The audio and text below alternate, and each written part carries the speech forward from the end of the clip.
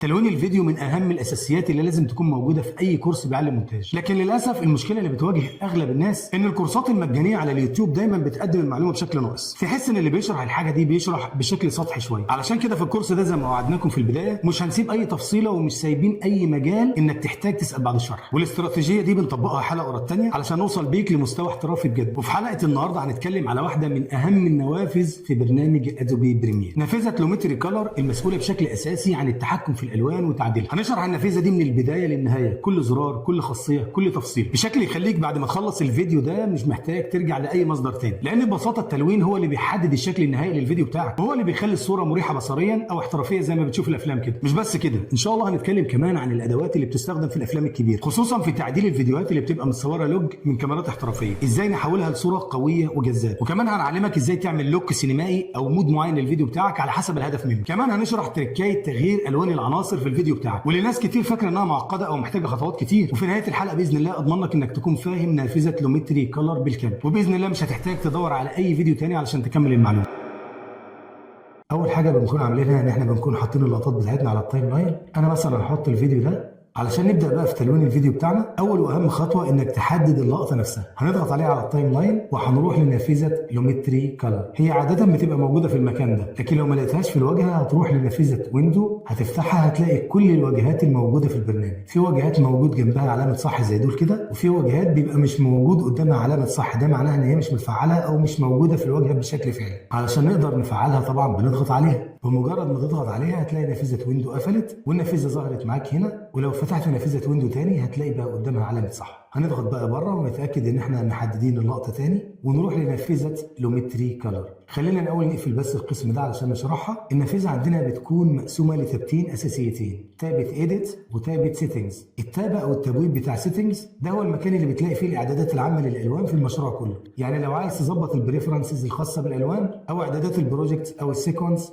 او حتى اعدادات التون مابنج اللي بتساعدنا في فيديوهات الاتش دي ار، كل ده هتلاقيه هنا. دي اعدادات بتاثر على المشروع بشكل عام، لكن مش بتعدل منها الالوان بشكل مباشر على اللقطات بتاعتك. شغلنا بقى الاساسي اللي بنعدل من خلاله الالوان على لقطه معينه بيكون كله في تبويب ايديت. زي ما انت شايف تبويب ايديت بيكون مقسوم عندك ل6 ابواب اساسيه: بيزك كوركشن، كرييتيف، كيرفز، كولر ويلز اند ماتش، اتش اس ال سكندري، والفينيت. خلينا نفتحهم واحده واحده ونشرحهم بالتفصيل. اول قسم معانا هو البيزك كوركشن او التصحيح الاساسي. هنضغط على السهم اللي جنبه ده عشان نفتحه، وده باين من اسمه انه بيخليك تقدر تتحكم في الوان اللقطه بتاعتك بشكل اساسي. اول خيار فيه هو الانبوت اليو تي. الخيار ده تستخدمه لو انت بتصور فيديوهاتك بكاميرا احترافيه، يعني مثلا لو انت بتصور بكاميرا زي سوني او كانون او بلاك ماجيك بنظام اللوك، فالصوره بتطلع باهته شويه بعد التصوير، وده طبيعي علشان الكاميرا بتحافظ على اكبر قدر من التفاصيل في المناطق الفاتحه والغامقه. وهنا بقى بيجي دور الانبوت اليو تي. اول ما بتفتح القسم ده بيفتح لك قائمه فيها قائمه الانبوت اليو تي الخاصه بمجموعه كاميرات مشهوره. بتختار اليو تي المناسب لنوع الكاميرا بتاعتك علشان يرجع لك اللقطه لالوانها الطبيعيه، وبعد كده تبدا تعديل. ولو في اليو تي انت بتستخدمه لكن مش موجود هنا، تقدر تعمل براوز ويفتح لك الفايل اكسبلورر وتعمل له امبورت. ولكن الحته دي احترافيه جدا في البدايه، خصوصا انها خاصه بالناس اللي بتصور بكاميرات احترافيه بس. لكن كواحد عايز يعدل على لقطه فوتج مصورها بتليفون عادي او لقطه فوتج منزلها من على النت، فمش هتحتاج الخيار ده خالص. تاني حاجه عندنا هي خيار اوتو، واللي من اسمه باين انه بيظبط الالوان بشكل تلقائي من خلال ادوبي، بحيث يظبط لك اللقطه بشكل اساسي. ولكن طبعا مش هنعتمد عليه لان احنا عايزين نظبط الواننا والاعدادات بتاعتنا واحده واحده بالتفصيل. بس علشان تفهم فكرته، احنا لو ضغطنا عليه دلوقتي هتلاحظ ان هو غير لك شويه حاجات في الصوره بتاعتك، زي ان هو زود التباين شويه، تحس ان الصوره غمقت شويه كده. لو عايز تشوف تاثيره قبل وبعد هتيجي عند الاف اكس اللي هنا دي ونضغط عليها كده. انت بتلغي تفعيل اللومتري كولر، ولما بتضغط عليها تاني بتفعله تاني. فكده قبل الاوتو وكده بعد الاوتو، فهو بيعمل لك تظبيط اساسي، لكن زي ما قلنا احنا مش هنعتمد عليه. فعلشان ترجع الاعدادات لاصلها يا اما تضغط على زرار ريسيت ده يا اما تضغط على السهم ده، الاثنين بيعملوا نفس الوظيفه. خلينا مثلا نضغط على ريسيت كده، هنرجعنا الالوان لطبيعتها. جوه قسم بيزك كوركشن عندك بقى قسمين اساسيين، قسم كولر وقسم لايت. انا دلوقتي قفلتهم علشان تشوفهم، خلينا نفتحهم واحده واحده. قسم كولر بيتحكم في الالوان بشكل اساسي. اول خيار فيه هو الوايت بالانس او توازن اللون الابيض، ودي اداه مهمه جدا علشان نخلي الالوان في الصوره طبيعيه. لو الالوان مثلا مايله للون الازرق او مصفره، فالوايت بالانس هو اللي بيظبطها. هتلاقي جنبها القطاره دي، القطاره دي اسمها دبليو بي سيلكتور. لو دوست عليها ورحت في الفيديو بتاعك وضغطت على اي حاجه لونها لونها ابيض في الشاشه بتاعتك، هتلاقي البرنامج عمل شويه تعديلات كده بشكل تلقائي في الاعدادات الرئيسيه دي، وهي باختصار ان البرنامج بيحاول يعدل الالوان تلقائيا علشان يخلي اللون الابيض ابيض فعلا، وبالتالي كل الالوان التانيه هتتظبط معاه. جربوها كده هتلاحظوا فرق بين الالوان اللي كان جاي بيها الفيديو الاول وبعد ما تظبطوا الوايت بالانس. لو ضغطنا على الاف اكس هيورينا قبل وبعد. قبل كانت الصوره مايله للاحمر شويه وده لون مش طبيعي، لكن لما ظبطنا الوايت بالانس اللون تحس ان هو رجع طبيعي. تاني حاجه بقى هي خاصيه تمبريتشر. تمبريتشر بالانجليزي يعني درجه الحراره. الفكره فيها انها بتتحكم في مدى دفء او بروده الصوره. يعني لو سحبنا السلايدر ده ناحيه اللون البرتقاني هتلاحظ ان الصوره بتاعتك بتصفر كده كأن جواها بقى دافي. لو عملنا العكس ورجعنا بالسلايدر ناحيه الازرق هتلاحظ ان الصوره بتزرق معاك كده او كانها بارده كده، وده بنستخدمه علشان نصحح اي ميل لوني مش مرغوب فيه، يعني نرجع الصوره لطبيعتها يعني.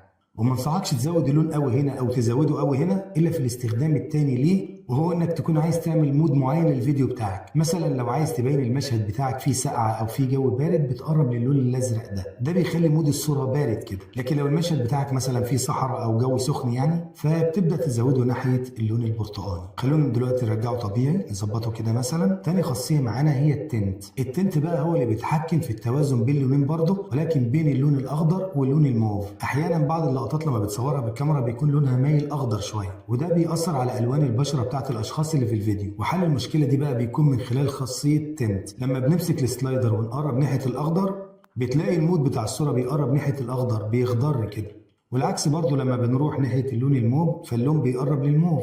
فانت بتحاول تحقق التوازن اللي يخلي الالوان باينه طبيعيه وما ياثرش بالسلب على الوان البشره. انا مثلا هخليها كده. الاستخدام الثاني لخاصيه تنت، لو انت مثلا عايز تعمل مود معين للفيديو بتاعك زي مثلا انك تخليه مايل للون الاخضر كده زي فيلم ماتريكس مثلا، او ان انت عايز تميله للون الموف، بتستخدم التنت علشان كده. انا هرجعه مظبوط تاني علشان الالوان تظبط معايا وترجع طبيعيه. الخاصيه اللي بعده الساتوريشن او التشبع، والخاصيه دي بتعمل تشبع لالوان الصوره بتاعتك. لو مسكنا السلايدر وحركناه يمين هتلاقي الالوان بدات تقوى وتشبعها بيزيد، ولو قللناه بتلاقي الالوان بتبهت ولونها بيبقى ضعيف. لو قللنا قيمه الساتوريشن خالص هتلاحظ ان الفيديو بتاعك نزلت الوانه لحد ما بقى ابيض واسود.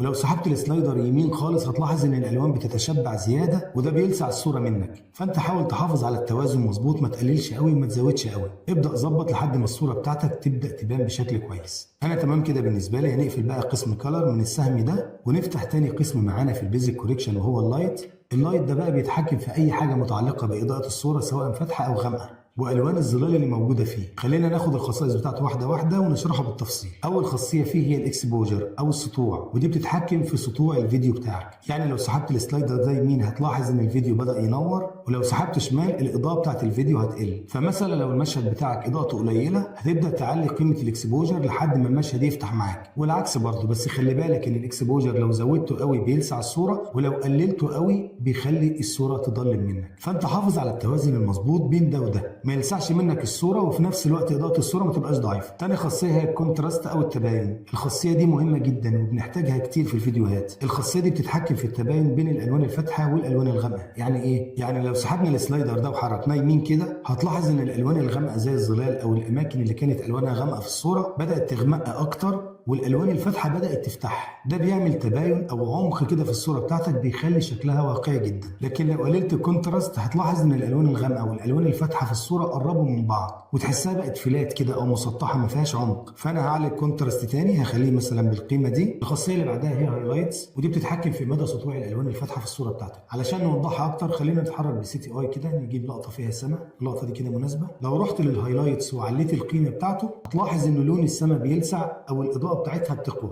ولو قللت الهايلايتس هتلاحظ ان العكس بيحصل، الاضاءه بتهدى وتبدا المباني توضح. فلو اللقطه بتاعتك كانت السماء فيها لسعه زي اللي عندي كده هتبدا تقلل الهايلايتس شويه علشان ضوء السماء يهدى واللقطه تبقى مريحه للعين. الخاصيه اللي بعدها هي شادوز، ودي عكس الهايلايتس تمام. الهايلايتس بتتحكم في الالوان الفاتحه في الصوره، لكن الشادوز بتتحكم في الالوان الغامقه في الصوره. فلو سحبت السلايدر بتاع الشادوز ده للشمال هتلاحظ ان الظلال او الحاجات الغامقه او السوداء في الصوره بتبدا تغمق اكتر، لكن لو سحبته ناحيه اليمين هتلاحظ انها بتفتح ولونها بيبهت شويه. فلو انت عايز تقوي الظلال بتاعتك او تخلي لونها غامق فبتبدا تقلل القيمه كده، ولو عايز تفتحها علشان تبين حاجه في الاجزاء الغامقه دي فبتبدا تعلي القيمه كده. انا هخليها كده مثلا. اخر خاصيتين هما الوايتس والبلاكس، ودول قريبين جدا من الهايلايتس والشادوز. الوايتس بتتحكم في اللون الابيض، والبلاكس بتتحكم في اللون الاسود. الوايتس لو ابتديت تعليها من السلايدر ده هتلاقيها بتعمل نفس تاثير الهايلايتس، يعني بتقوي معاك اضاءه اللون الابيض، وبرضه لو قللتها بتخلي اضاءه اللون الابيض خافته كده. انا هرجعها كده. والبلاكس لو ابتديت تقللها هتلاقيها بتقوي اللون الاسود وبتغمق نقط الغمقه في الصوره، ولو سحبت السلايدر يمين هتلاقي التاثير بيتعكس معاك هنا برضه. انا كده تمام. هنقفل بقى قسم لايتس كده، نكون خلصنا قسم بيزك كوريكشن تماما. هنقفل بقى من السهم ده بعد بقى ما ظبطنا الالوان بتاعتنا في قسم بيزك كوريكشن بشكل اساسي وخلينا الفوتج جاهزه للشغل. هندخل بقى على ثاني قسم وهو كرييتيف، والقسم ده اللي بنضيف جواه اللمسه الابداعيه للالوان او للمشهد بتاعنا. هنفتحه من السهم ده. اول حاجه هتقابلك جواه هي خاصيه لوك دي بتقدم لك شويه فلاتر جاهزه او بريسيتس بتدي تاثير لوني معين على الفيديو بتاعك كله. بريمير بيوفر لك مجموعه من اللوكس دي بتتنقل بينهم زي ما انت عايز وتختار اللوك اللي يعجبك. مثلا خلينا نختار اللوك ده. زي ما انت شايف ضاف لك تاثير على الفيديو بتاعك كله، تاثير جاهز من غير ما تظبط كل حاجه يدوي. لو فتحت القائمه دي ونزلت كده تاني هتلاقي فيه هنا لوك اسمه ماتريكس جرين، ده بيعمل لك تاثير فيلم ماتريكس اللي هو اللون الاخضر ده. ومش لازم تفتح القائمه دي كل مره علشان تختار اللوك اللي عاجبك، ممكن تقف عليها وتعمل سكرول بالماوس وهو يبدا يغير لك بين البريسيتس اللي موجوده علشان تختار اللي يعجبك. علشان ترجع القيمه بتاعتها للقيمه الاصليه اللي هي بدون اي بريسيتس هتفتح القائمه تاني وتسكرول لفوق خالص ونختار نون. كده هو رجع لك الالوان طبيعيه زي ما كانت. تحت قسم لوك بقى هتلاقي الشاشه دي. الشاشه دي بتقدم لك ميزه قويه جدا، هي انك تقدر تعمل معاينه او بريفيو للبريسيت اللي انت بتختاره بحيث تقدر تشوفه قبل ما تطبقه على الفيديو بتاعك. بس في الحاله دي ما بتختارش البريسيت من قسم لوك. احنا بنيجي عند الاسهم الموجوده عند الشاشه هنا، بتبدا تضغط عليها وهو هيتنقل لك بين البريسيتس المختلفه. اتفرج على البريسيتس والبريسيت اللي يعجبك تقدر تطبقه بكل سهوله بانك تضغط على اي حته في الشاشه دي او تضغط على اسمه من هنا، هتلاقي البريسيت تطبق معاك. فالشاشه دي بتقدم لك الميزه القويه دي. بالميزه القويه دي تقدر تعمل معاينه الاول وتتحكم في الايفكت بتاعك قبل ما تضيفه. تحتها على طول هتلاقي خاصيه اسمها انتنسيتي، دي بتتحكم في مدى ظهور التاثير اللي انت ضفته. يعني لو قللتها كده هترجع الصوره بتاعتك لشكلها الطبيعي، ولو ابتديت تزودها هتبدا تطبق الايفكت حسب المستوى اللي انت عايزه. فانا هنا هرجع هفتح القسم ده وهختار نون علشان نرجع لي الالوان بتاعتي لطبيعتها تاني. هنسكرول بقى وندخل على القسم الثاني وهو قسم ادجستمنت. القسم ده فيه 4 اعدادات رئيسيه. اول واحد فيهم فيدد فيلم، وده بيعمل تاثير بهتان سينمائي كده وبيفتح المناطق الغامقه بالذات، وده بنستخدمه في اللقطات اللي عايزينها تبان قديمه او كلاسيك، لكن انا مش عاوزه دلوقتي هرجع قيمته صفر. تاني خاصيه معانا هي شاربن بتتحكم في حده الصوره بتاعتك. يعني مثلا لو انت جاي فوتج ما فيهاش تفاصيل قوي تقدر تزود قيمه الشاربن كده وهتلاقي الصوره بتاعتك بقت حاده وتفاصيلها واضحه ومتحدده كده. ولو قللت القيمه هتلاحظ ان التفاصيل قلت والصوره بقى كأن عليها بلور. بس انا هاجي هنا عند القيمه بتاعتها وهضغط عليها وهكتب صفر وبعد كده انتر علشان ارجعها لشكلها الطبيعي لان انا الفوتج بتاعتي كويسه. الخاصيه اللي بعدها هي فايبرنس، والفايبرنس دي خاصيه ذكيه جدا. الفايبرنس بتزود تشبع الالوان زي فكره الساتوريشن اللي شرحناها فوق بالظبط، بس بتركز على الالوان الضعيفه او الباهته وبتزود تشبعها، وفي نفس الوقت بتحافظ على الالوان القويه زي لون البشره علشان ما تتغيرش ويطلع شكلها مش طبيعي. يعني لو عاوز تزود حيويه الالوان في المشهد بتاعك من غير ما تبوظ وشوش الناس اللي في الفيديو فالفايبرنس هي الحل المثالي ليك. اخر خاصيه معانا هنا هي الساتوريشن، ودي نفس الساتوريشن اللي فوق بالظبط، برضه بتزود تشبع الصوره. هي موجوده عندنا في القسم ده وفي القسم اللي فوق لان القسمين دول هم اللي بيتحكموا في الوان الصوره. لو عليت الساتوريشن هتلاحظ ان الصوره برضه بيزيد تشبعها، ولو قللته بيقل التشبع. بس هنا بقى بيبان الفرق بين الساتوريشن والفايبرنس. الفايبرنس بتزود تشبع الالوان الضعيفه بس، يعني الالوان اللي محتاجه تشبع فعلا، لكن الالوان القويه بتسيبها زي ما هي عشان ما تبوظهاش زي الوان البشره زي ما قلنا. لكن الساتوريشن بتزود تشبع الوان الصوره كلها مع بعضها، ده احيانا بيظبط حاجات بس بيبوظ حاجات ثانيه. فانا هخلي الساتوريشن كده. تحت الساتوريشن بقى عندنا 2 كارر ويلز اللي هم العجلتين دول. الاولى اسمها شادو تنت. شادو تنت هي المسؤوله عن تلوين المناطق الداكنه في الصوره، يعني الجزء الغامق بس هو اللي بيتاثر. لو وقفت في نصها كده هتلاقي علامه بلس، لو سحبت علامه البلس دي هتلاقيها بتتحرك معاك كده، تقدر بقى توقفها عند اي لون. هتلاحظ ان الفوتج بتاعتك الالوان الغامقه فيها بتبدا تتاثر باللون اللي انت بتقف عليه. مثلا لو وقفت عند الاخضر هتلاقي الجو بقى اخضر، كذلك الاحمر، الاصفر. الخاصيتين دول متقدمين شويه وغالبا اللي بيستخدمهم كتير هم صناع الافلام لما بيبقوا عايزين يعملوا مود معين في الفيديو بتاعهم. انا هنا مثلا هسحب علامه البلس دي وهخليها على الاخضر علشان يخلي لي المود كله اخضر زي فيلم ماتريكس كده. ونروح للثانيه وهي الهايلايت تنت. دي بقى عكسها، دي بتأثر على المناطق الفاتحة بس، زي الإضاءات واللون الأبيض والانعكاسات والحاجات دي يعني. فمثلا لو حركناها ناحية الأحمر ده هتلاحظ إن السماء بدأت تحمر شوية، والإضاءات واللون الأبيض برضو بيتأثروا. أنا مثلا هخليها زرقاء كده، بقى عند الإضاءات لونها أزرق والأجزاء الغامقة لونها أخضر. لو نزلت بقى عند الخاصية اللي تحتهم، الخاصية اللي تحتهم دي بقى بتتحكم في مين فيهم اللي يطغى عن التاني، يعني مين فيهم اللي تأثيره يغطي على التاني. يعني لو مسكنا السلايدر ده وقربناه ناحية دي، احنا كده بنقول له خلي الشادو تنتي هو اللي يغطي، فهتلاقي اللون الأخضر هو اللي غلب على الفوتج. ولو عملت العكس هتلاحظ ان اللون الازرق هو اللي غلب على الفوتج. ده اللي انا عايز اوصله لك دلوقتي، هو اللعب فيها كتير، واعرف ان موضوع احترافيه الخانتين دول بيجي بالممارسه وكتر التجربه على الفوتج بتاعتك. فانا هنا هرجع علامه البلس دي في النص تقريبا كده، والثانيه دي برضو هرجعها في النص كده، تقريبا الفوتج رجعت زي ما كانت كده. نكون خلصنا القسم الثاني وهو قسم كرييتيف. هنطلع بقى ونقفله من السهم اللي جنبه ده. القسم الثالث معانا بقى هو قسم الكيرفز، هنفتحه من السهم بتاعه. قسم الكيرفز هتلاقيه مقسوم لحاجتين، الار جي بي كيرفز والهيو ساتيوريشن كيرفز. القسم ده بيوفر لنا تحكم دقيق جدا في الاضاءه والالوان. خلينا نبدا الاول بالار جي بي كيرفز، هنفتحها من السهم اللي جنبها ده. هتلاحظ ان فيه هنا مربع كده فيه الخط الابيض ده، وفيه هنا شويه دوائر الوان كده، دي هي قنوات الالوان الاساسيه، دي اللي من خلالها بنتحكم في الوان الاضاءه الاساسيه للمشهد بتاعنا، اللون الاحمر والاخضر والازرق. هي بتبقى بشكل افتراضي محدده اللون الابيض ده، علشان كده الخط الابيض ده هو اللي ظاهر، لكن الخط الابيض ده تحته خط احمر وخط اخضر وخط ازرق، لكن طبعا ما بيظهروش غير لما تحدد لون كل واحد فيهم. خلينا نرجع للابيض الاول. الخط الابيض ده بيتحكم في الاضاءه العامه للفيديو. لو وقفت على الخط ده هتظهر لك الاداه دي، لو ضغطت على اي حته في الخط هيعمل لك نقطه هنا كده. النقطه دي لو ابتديت تسحبها لفوق انت كده بتزود الاضاءه بتاعت المشهد كله، ولو ابتديت تسحبها تحت كده انت كده بتقلل الاضاءه للمشهد كله. وممكن على الخط ده تعمل اكتر من نقطه علشان تتحكم في الاضاءات في اماكن مختلفه. فمثلا لو عملنا نقطه فوق هنا ونقطه تحت هنا، من خلال الكيرف ده بقى والنقاط دي تقدر تتحكم في الاضاءه في اماكن مختلفه في المشهد بتاعك. يعني ممكن ترفع النقطه اللي فوق علشان تفتح الهايلايتس، وتنزل مثلا النقطه اللي تحت علشان تغمق الشادوز، فده بيديك تحكم كبير في الكونتراست والاضاءه. اما بالنسبه للقنوات الثانيه فكل واحده فيهم بتتحكم في لونها بس. يعني مثلا لو اخترنا اللون الاحمر هيجي لنا الخط الاحمر هنا. لو عملنا نقطه في النص هنا كده وعلينا اللون الاحمر هتلاحظ ان اللون الاحمر بيزيد في الصوره، ولو سحبتها لتحت هتلاحظ ان اللون الاحمر بيقل في الصوره، وهكذا مع باقي الالوان. الاخضر مثلا لو عملنا مثلا نقطه وابتدينا نرفعه كده بنرفع الاخضر وكده بنقلله، وده بيديك القدره انك تصحح اي ميل لوني بدقه عليه، او حتى تضيف ميل لوني معين علشان تدي لمسه فنيه كده للفيديو بتاعك. دلوقتي انا هعمل كنترول زد من الكيبورد علشان نرجع كل الخطوط لمكانها الطبيعي. هنقفل بقى قسم ار جي بي كيرفز وننزل عند القسم اللي بعده وهو الهيو ساتوريشن كيرفز. هنفتحه برضه من السهم بتاعه. قسم هيو ساتوريشن كيرفز مقسوم عندنا 5 اقسام: هيو ساتوريشن، هيو لوما ساتوريشن، وساتوريشن ساتوريشن. تعالى بقى نطلع فوق ونشرحهم بالتفصيل. اول حاجه الهيو ساتوريشن، ده بيخليك تقدر تزود تشبع لون معين بالفيديو بتاعك من غير ما تاثر على الالوان التانية. لما تنزل فيها هتلاحظ خط الالوان ده فيه تقريبا كل الالوان، تقدر تقف فيه على الدرجه اللي انت محتاجها. انا مثلا عايز اقلل تشبع اللون الاحمر ده، هقف على اللون الاحمر كده وهضغط عليه، هتلاقيه عمل لك عليه نقطه. بعد كده تضغط على يمينه تعمل نقطه، وهتضغط على شماله برضه تعمل نقطه كده، علشان اقدر انزل واتحكم بالنقطه بتاعته هو اللي في النص. دلوقتي لو نزلت بالنقطه بتاعت اللون الاحمر لتحت كده هتلاحظ ان اللون الاحمر في الفيديو او في الصوره بتاعتك زي الجاكيت مثلا بتاع الست دي بدا يبهت كده، وباقي الالوان زي ما هي ما اتاثرتش. ولو عملت العكس وعليته كده هتلاقي اللون بيزيد التشبع بتاعه، وده زي ما قلنا بيخليك تتحكم في درجه لون معينه من غير ما تاثر على باقي الالوان اللي في الفيديو.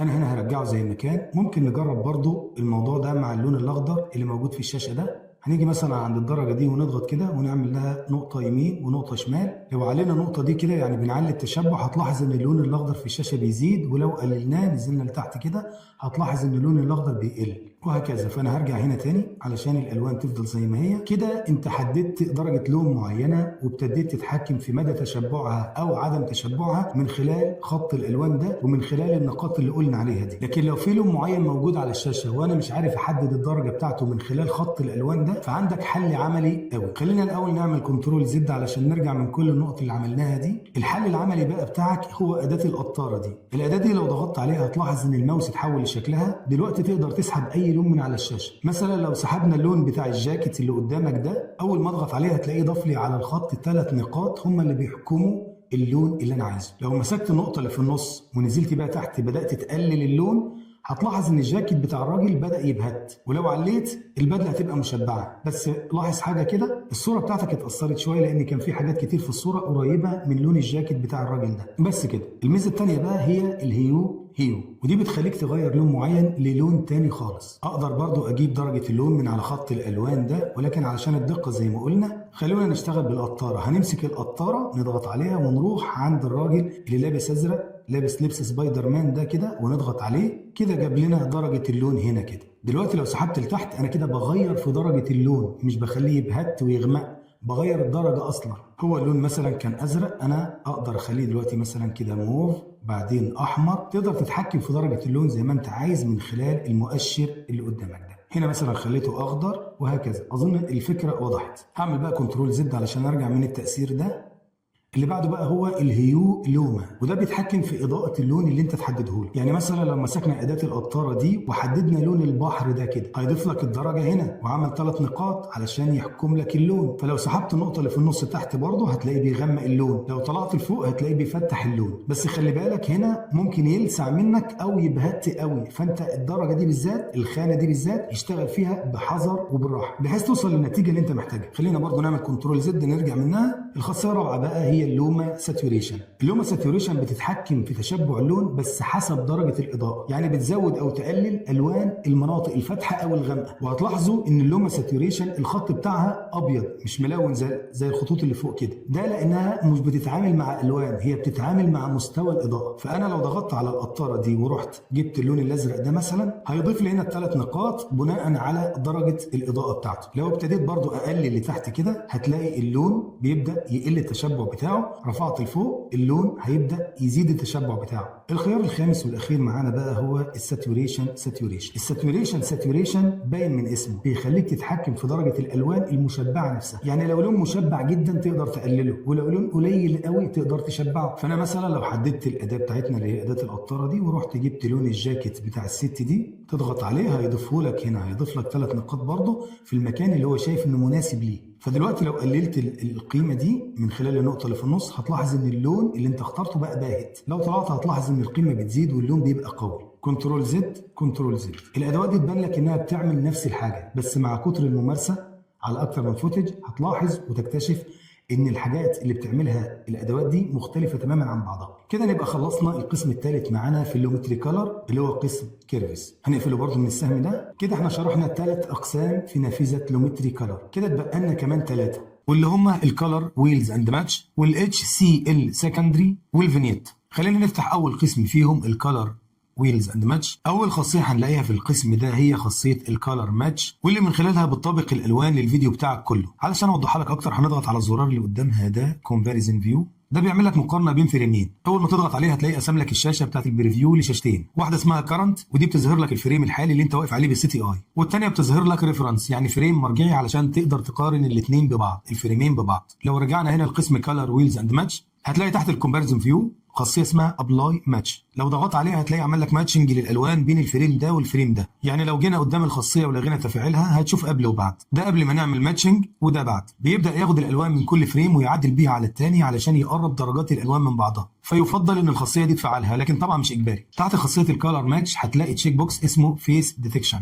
بيكون متفعل بشكل تلقائي، ووظيفته انه يتعرف على وشوش الناس اللي في الفيديو علشان اثناء ما انت بتعدل الالوان للصوره بتاعتك يحافظ على السكين تونز او الوان البشره بتاعت الناس. لو لغيت تفعيله من هنا كده هيبدا يطبق تعديلات الالوان اللي انت هتعملها على اي حاجه حتى اوجه الناس، فانت خليها متفعله على طول احسن. دلوقتي انا هقفل الكومباريزن فيو علشان اشوف الشاشه بتاعتنا بس، وهتلاحظوا ان لما بقفله خاصيه ابلاي ماتش تنطفي. ده لان لازم علشان اقدر استخدمها يكون ظاهر قدامي الشاشتين بالفريمين اللي عليها دول، وده ما بيحصلش غير لما بنفعل الكومباريزن فيو. هننزل بقى عند الكالر ويلز بتاعتنا. عندنا هنا 3 كالر ويلز او 3 عجلات الوان اللي انت شايفهم قدامك دول. كل واحده فيهم بتتحكم في درجه معينه للالوان اللي في الفيديو بتاعك. اول واحده هي الشادوز، ودي بتتحكم في درجه الالوان الغامقه او الظلال اللي بتبقى في الصوره بتاعتك او الفيديو بتاعك. تقدر تتحكم فيها بطريقه من الاثنين دول، اما انك تمسك السلايدر ده وتطلع بيه فوق او تحت. هتلاحظ انه بيفتح او يغمق الظلال اللي في الفيديو اثناء ما بتطلع وتنزل، والتحكم فيه بيبقى على مرحلتين زي ما انت شايف. اول واحده هي التحكم في شده الظلال نفسها، هنا بتبدا تقل لما بتعلي السلايدر ده، ولما بتنزل بالسلايدر بتبدا الظلال تزيد شدتها كده. تاني حاجه بقى انك تضغط على بلس او علامه الزائد اللي في نص الدايره الدايره دي وتبدا تتحرك بيها، انت كده بتتحكم في درجه اللون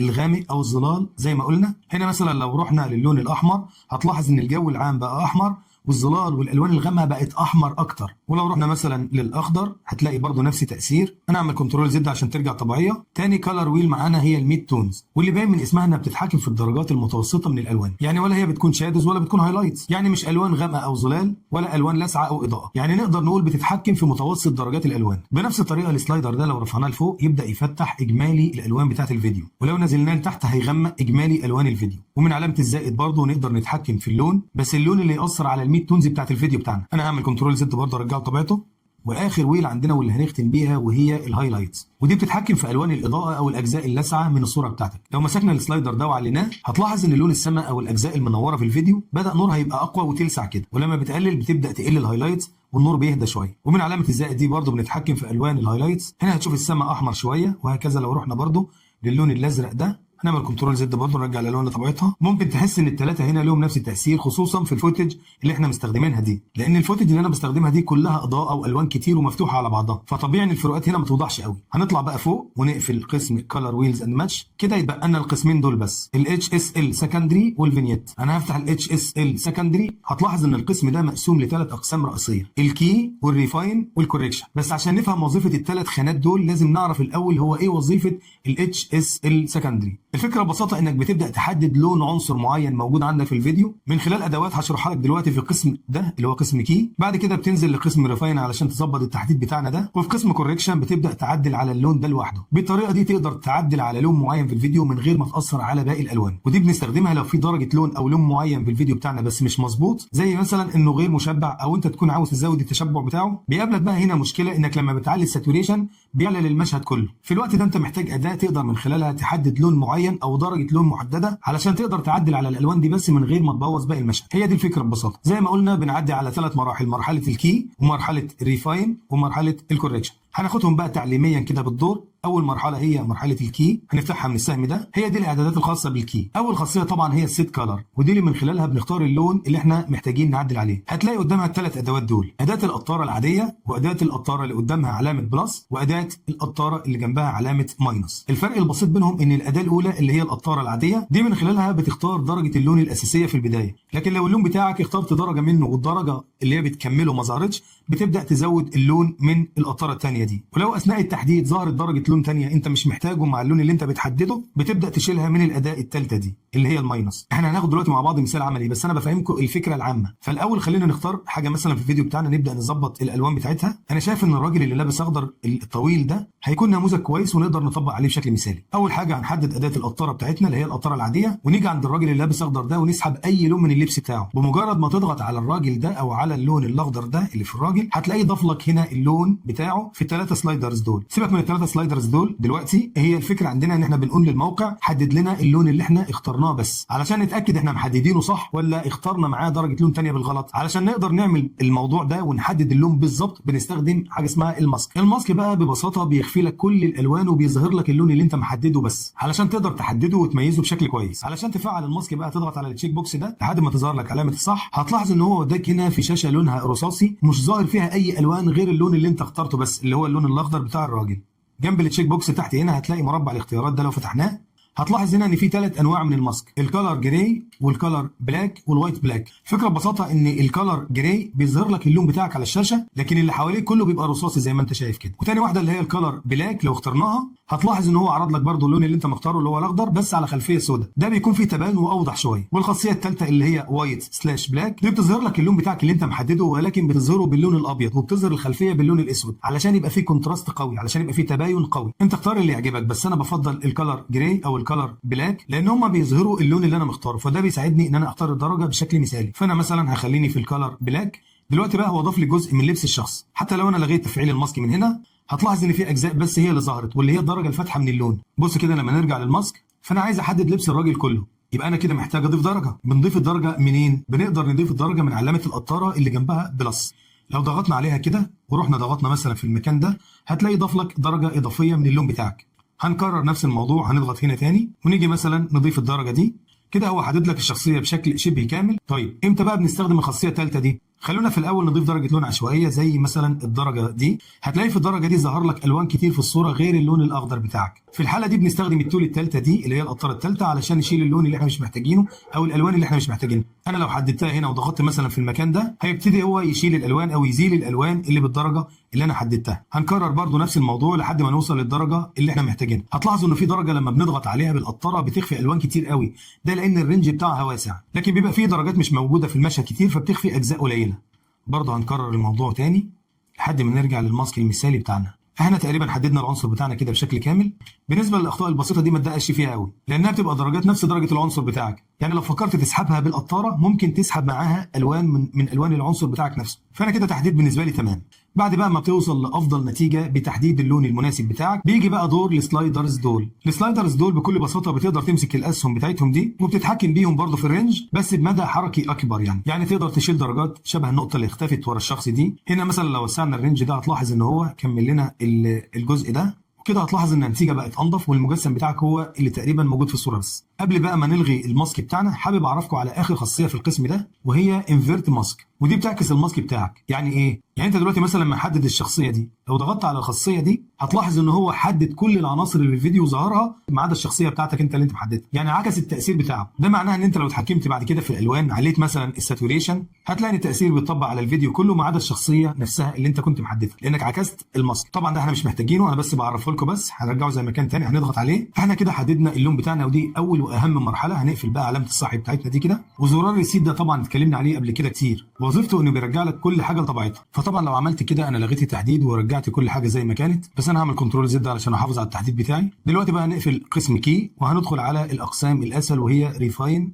وكوريكشن. هنفتح الاول الريفاين. الريفاين فيها خاصيتين بس، الدي نويز والبلور. الدي نويز دي بتساعدك لو التحديد بتاعك او درجه اللون اللي انت حددتها كانت الحواف بتاعتها عليها نويز او تنميله كده، فلما بتعلي قيمه الدي نويز بيبدا التحديد بتاعك يظبط وتقل فيه المشكله دي. وهتلاحظ حاجه انك لما بتبدا تتحكم بالسلايدر بتلاقي اللون بتاعنا اللي احنا كنا محددينه ظهر بنفس الفيو بتاع الماسك دي بكل بساطه علشان تشوف التاثير على اللون لوحده. لكن اول ما بتسيب السلايدر الالوان بتاعتك بترجع طبيعيه. احنا الدي نويز ما تلزمناش هنا لان العنصر بتاعنا اتحدد بشكل كويس، فانا هرجعها زيرو تاني. تاني حاجه بقى هي البلور، ودي باينه من اسمها. لما بتيجي تعليها بتلاحظ ان العنصر بدا يحصل له بلور، بس بلور بيزود المدى بتاع اللون، يعني بيبدا ينعم الحواف ويخرج عن اطار اللون نفسه. هو هنا ما يلزمناش خالص برضه. هنقفل الريفاين. القسم الاهم بقى هو قسم الكوريكشن. خلينا نفتحه كده. اول ما تدخل جوه هتلاقي كولر ويل وهتلاقي الاعدادات الاساسيه دي. الاعدادات دي احنا كنا شرحناها في الفيديو اللي فات، واحنا بنعدل في الفيديو بتاعنا في الاقسام الاولى خالص، وهي هنا نفس الوظيفه بالظبط بس في اختلاف جوهري جميل جدا. انها بدل ما بتطبق على الفيديو كله بتطبق على اللون اللي انت محدده بس، اللي هو في حالتنا الراجل الاخضر ده اللي لابس اخضر ده. خلونا كده نطلع للكولر ويل. لو مسكنا علامه البلس اللي في النص دي وبدانا نتحرك كده هتلاحظ ان اللون بدا يتغير. لون ايه؟ لون الراجل بس. بص لون الراجل يا اما بيخضر قوي يا اما بيقرب للاصفر، والاحمر يقرب للموف زي ما انت شايف كده. ده بيفيدك قوي لو انت عايز تغير لون عنصر معين. انا دلوقتي هعمل كنترول زد. هنا الكولر ويل برضو زي ما كانت موجوده فوق، تقدر تتحكم فيها من خلال الدايره دي لوحدها، او لو ضغطت هنا هيظهر لك 3 كولر ويلز دول اللي تتحكم فيهم في الشادوز والميد تونز والهايلايتس، وده بيديك تحكم ادق زي ما شرحنا، بس هي نفس الفكره مفيش اي خلاف. تاني حاجه بقى هي الاعدادات الاساسيه اللي كانت موجوده عندنا في قسم بيزك كوريكشن. هتلاقي عندك مثلا هنا تمبريتشر، لو ابتدينا نعليها هتلاحظ ان اللون الاخضر بتاع الراجل بدا يصفر، ولو قللتها هيبدا يزرق كده. خلينا نرجع دي زي ما كانت. وبرضو التنت بيقرب اللون للون الوردي او للون الاخضر وبيزود التشبع في المنطقه اللي انت تقرب منها. هنعمل من دي برضو كنترول زد علشان نرجع منها. ثالث حاجه بقى كونتراست، وده لما بتعليه بيقوي الظلال، يعني بيعمل تباين اكتر في الصوره كده، ولما بتقلله بيبدا اللون يكون ما فيهوش تباين وباهت كده. الشاربن بقى هي اللي بنعلي منها الحده، ممكن ما تبانش قوي هنا لان الشخصيه اللي احنا مختارينها بعيده قوي في الفيديو، ولما بنقللها بتبقى الشخصيه زي ما يكون عليها بلور كده او تفاصيلها مش واضحه، فانا هرجعها زي ما كانت برضو. اخر حاجه بقى هي الساتوريشن، ودي واضحه جدا تاثيرها. لما بنعليه اللون بيبقى اقوى، بنقللها اللون بيبقى بهتان.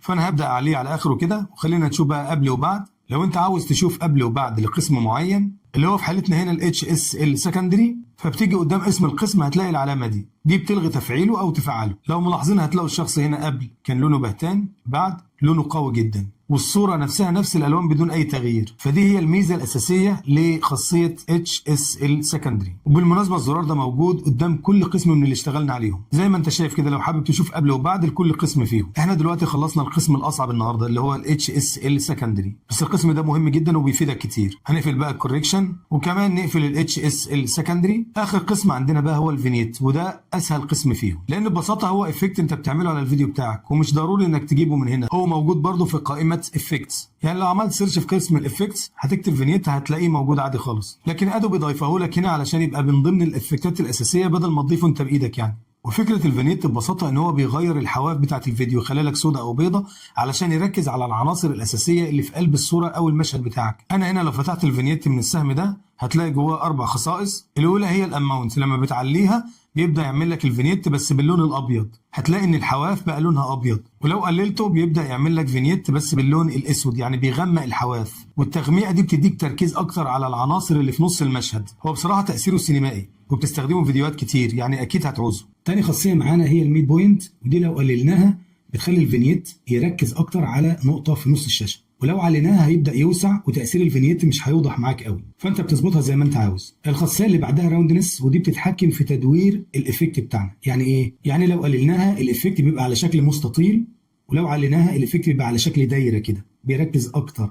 زي ما انت شايف هنا كان مستطيل، هنا بقى دايره. واخر خاصيه معانا هي الفيزر، ودي بتتحكم في نعومه الايفكت بتاعك اللي هو الفينيت. فلو عليناها هتلاقي الفينيت بينعم معاك وتاثير الفينيت بيوسع اكتر، وده بيخلي المشهد سينمائي اكتر. لكن لو قللتها كده الماسك بتاعك هيبقى حاد زي ما انت شايف كده، كانك راسم شيب، لكن التركيز بيبقى اقوى على النقطه اللي في النص، فليه شغل معين. يعني هنا انت بتظبط الفيزر زي ما انت عاوز. بكده تقريبا ان شاء الله خلصنا قائمه لومتري كلر تماما، وشرحنا تقريبا كل الالوان اللي في ادوبي بريمير برو. لو عايزين بقى نشوف التاثير النهائي هنضغط هنا على علامه اف اكس دي علشان نلغي التلوين ونشوف قبل وكده بعد، كده قبل وكده بعد. في نهايه حلقتنا زي ما انتم عارفين، لو في اي سؤال ابعتوا لي في الكومنتات، انا بتابع الكومنتات كويس.